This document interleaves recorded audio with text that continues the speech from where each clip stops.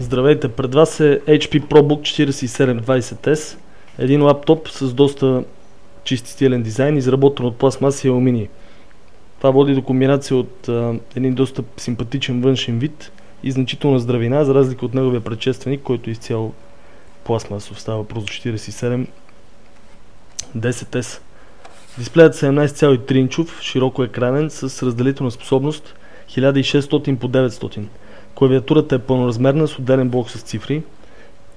Има система, по която защитава, когато се разлее нещо. Има разстояние между бутоните за по-удобна работа, така наречената чиклит клавиатура. Самата тя е разположена върху специална пластмасова рамка, черна на цвят, която способства за по-малко огъване. Има 2 мегапикселова камера и вграден микрофон. Портовете са доста: 3 USB-та, SATA, USB, VGA, HDMI, Express Card, както и картов четец. Има процесори на Intel i3, i5, i7, доста добре обезпечен. Видеокарти на ATI със собствена памет, батериите са 6 и 8 клетъчни и теглото е около 2,97 кг, започва с 6 клетъчната батерия. Доста добър лаптоп, както за офиса, така и за дома.